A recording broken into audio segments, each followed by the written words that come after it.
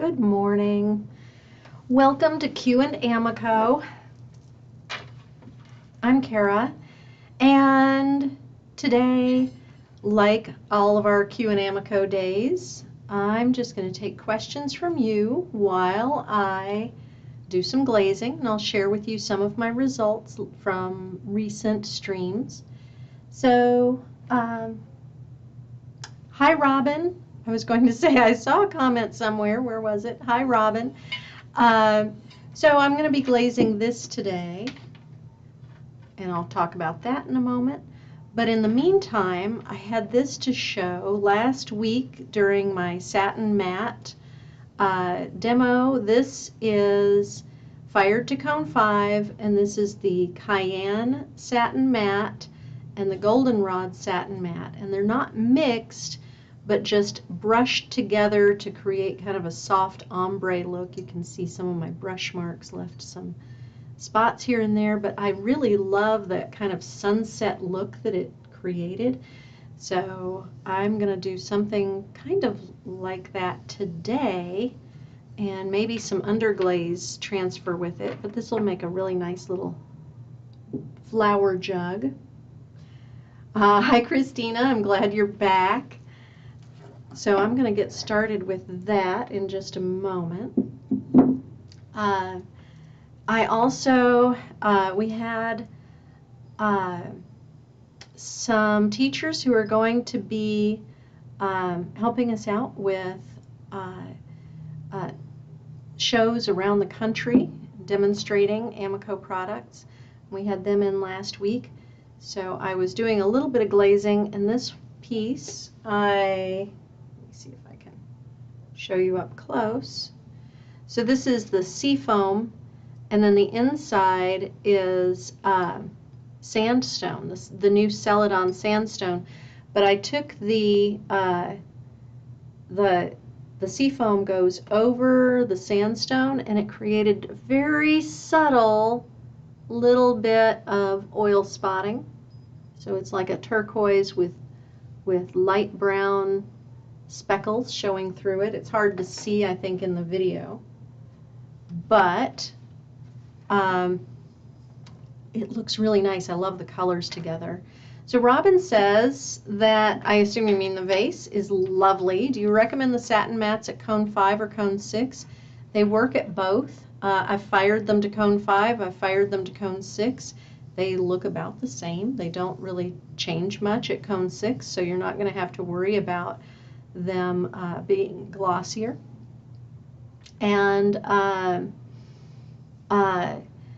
so this was fired to cone 5, but this was fired to cone 6, and they're both just a really silky matte. So Yvonne says, I love the seafoam. So do I. I think it's just so pretty. And you'll notice you can see it's a little bit darker in the crevices here. So the satin mats do break on texture a little bit. They're not super, super opaque, but it's subtle. You're not going to see right through them. And one of our instructors, Lisa, did this one with satin matte Cayenne, and then some of the new Celadons on the outside doing this, the Lagoon, and a little bit of, I think there's a little bit of, maybe not sandstone. No, I think it's just Red Rock, Lagoon, and the Satin Matte Cayenne. And she did those all together. Really lovely combo too. So today I'm going to work on this mug, and I'm going to be glazing. And I got Bit says, will you be listing the glazes used in this video after? Because I'll be in and out and I'll miss some. I will try. I don't usually put them in the comment the description, but I'm going to try that. You know what? I think I'm going to do the Sandalwood on first so that I can get a little bit of that oil spot at the rim again, because I liked that. I have no brushes.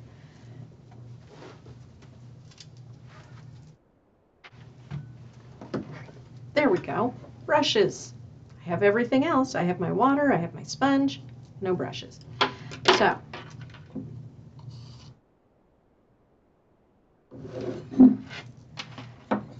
So, do you all have any questions for me today? You can ask me about new Celadons. I have my new Celadon t-shirt on today. This shows Lagoon, Saguaro, Red Rock. I'm not sure if you can, yep, there's Succulent and Sandstone at the bottom. This was, actually you can order this shirt on Redbubble. Camille says, these are awesome. I love them. I love them so much.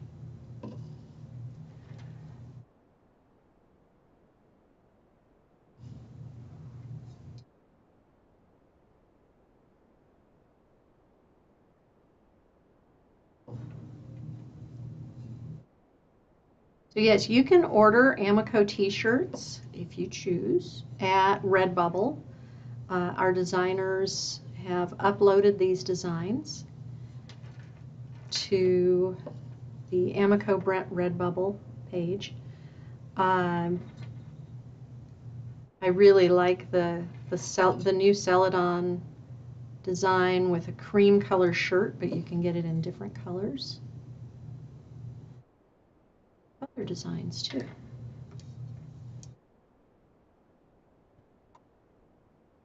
Good morning, Sherry. Camille says, I want the shirt. It's a great shirt. I love it.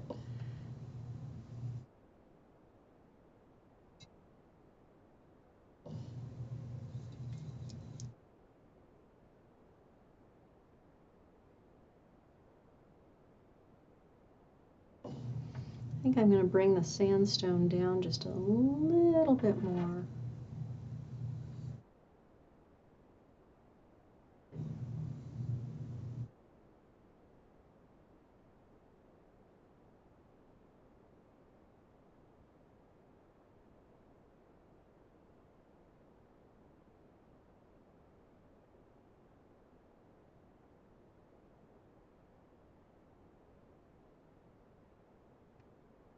I think in addition to t-shirts that our Redbubble also has stickers and maybe tote bags. Not entirely sure. I know we have both long and short sleeve t-shirts. I have a couple of long sleeve t-shirts.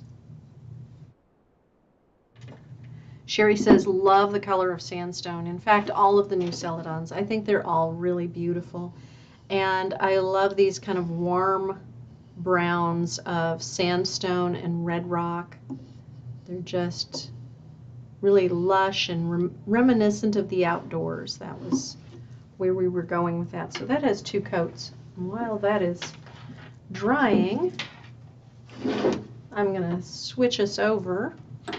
And I'll show you, wait a minute.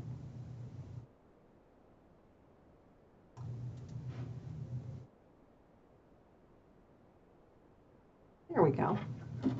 Switch us over and I'll show you, I believe that I started these 2 weeks ago, maybe 3 weeks ago, and I used the new Celadon, so this is Lagoon, and I just made a swish, kind of a smudge of one coat of the blue of the Lagoon. I keep wanting to call it Blue Lagoon, but Lagoon Celadon. And then I drew over it with the velvet underglaze, and my applicator is not here at my desk, but I drew over it with the black underglaze. I believe it was ultra black. And then once it had dried completely, I put 2 coats of mixing clear over it, so this is nice and glossy. And I did this with all of the new colors, and they look fantastic. So I'm going to do a project with this in the future, but this one is Lagoon. This one is Sandstone, Red Rock, Saguaro, and Succulent. And they just, they keep their color, even under the mixing clear, they keep their color really nicely. And I love how it looks like watercolor, and you have a glossy surface, but you're not having to worry about not being able to see what you're doing. So I could draw over each of the colors with the underglaze and then put a clear glaze over the whole thing. Davetta says, can you glaze the inside of raku vessels? Why is raku non-functional? Well, so raku, generally you can glaze the inside of raku vessels. There's no reason why you cannot. But they are not going to be functional even if you glaze the inside. And the reason is because the clay bodies that you use for raku are not vitreous. If they were vitreous, they would shatter because of the thermal shock of going from the hot kiln close to 2,000 degrees Fahrenheit all the way to room temperature in seconds. And also, when that happens, the glazes would generally glazes for raku are crazed, and some of that is thermal shock, some of that is fit because you're putting what's basically a low fire glaze onto a high fire clay. But there's not any way to seal raku vessels. So they will seep. So for example, even if you glaze the inside of a raku vessel, you're still going to have seepage. So water is going to go right through it. So even if you've glazed the inside, water will go through. Additionally, that water will also affect the glaze surface. So the beautiful metallic results that you get from raku, putting water in it, any kind of humidity causes those glazes to oxidize and that metallic surface to get dull over time. When you put water in it, you're just, sorry, I thought that I had switched over to, there we go. So when you put water in it, the water is going to oxidize the glaze, and that metallic surface is going to disappear over time. And it will oxidize over time even if you don't put any water in it. The drier the environment that your raku pieces are in, the longer that metallic surface will last. There are treatments that you can put on raku pots that will help, I think, like sealants and such. But I don't know that I would want to use them for functional pottery even so. And Davetta, yes, this video will always be available after viewing, after the live, on our YouTube station. So go to YouTube and find our channel, Amaco Brent, and you can view the live streams on our YouTube.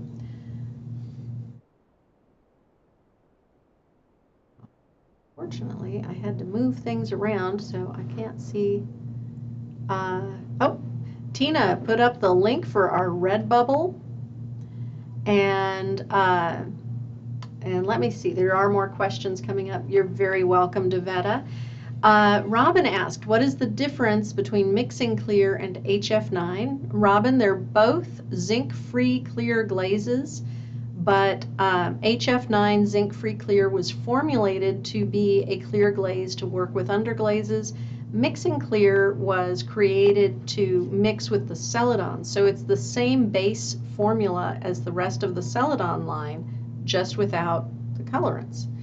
And it works, mixing clear works great as a clear glaze, but what it primarily is meant to do is to work with the Celadons. So anytime that I'm using Celadons, like I did with these tiles, I make sure that I'm using the mixing clear instead of the HF9, because there won't be any strange interactions. They won't bubble, they won't do anything odd, because it's the same glaze. So that is the advantage of mixing clear versus HF9. But I know a lot of people just use mixing clear for underglazes and use it as a clear for all purposes, and they love it for that, and it works well. So that is perfectly fine to use it that way. And HF9 is a great clear. So If you have other questions about the differences between mixing clear and HF9, they're just different clear glaze base formulas, and that's really all it is. Yvonne asks, said that I was told that satin matte orange and red glazes are not mixable. Is that true? And if so, why? So Yvonne, when we first created the satin matte line, the red and orange satin mattes had a different base formula. However, we were able to change the colorant in such a way that we were able to switch to the same base formula. So when we first made the satin matte line, orange and red were not mixable with the rest of the line. They were mixable with each other, but not the rest of the satin mattes. However, at this time, we've changed that so that they all have the same base formula. They all are mixable, including the red and orange. So you can mix them all without any concerns. No worries on that front. While the sandstone is drying, I'm going to put a little bit of SM3 marble around the bottom of this. Just kind of a stripe. This poor brush is losing its lacquer. It may have gotten left in water too long. So I'm going to take this all the way down to the bottom, and I'm just going to sponge it off when it's dry, just off of the bottom itself. As I've said before, the satin mats, just like the Celadons, are super stiff glazes, so I don't worry about taking them all the way down to the very bottom of the foot, because they will not run, even at cone 6. Now, I don't know at what temperature they might start to run, but I haven't found it yet.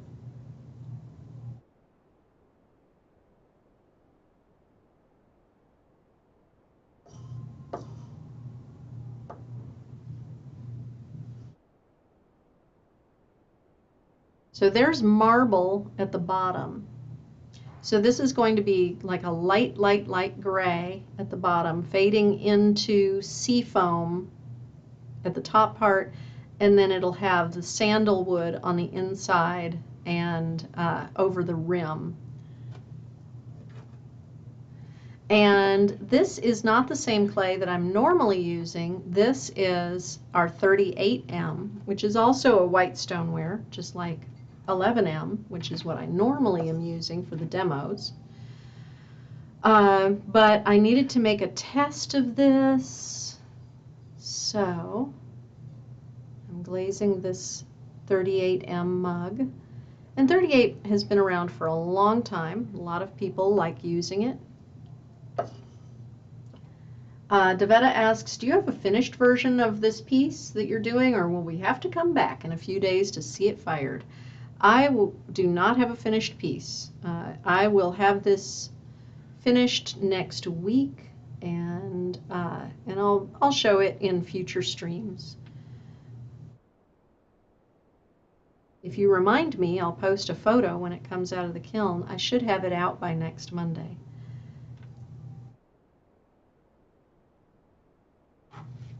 Poor brush, all of its lacquer falling off. So that's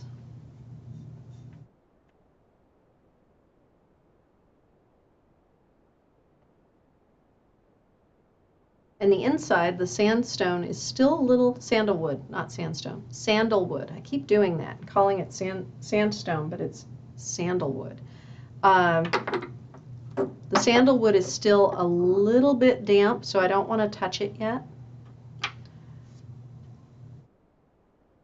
I may do just a little bit more with the marble. So in the meantime, let's see, we have more new glazes coming out this fall, so keep tuned. We'll have more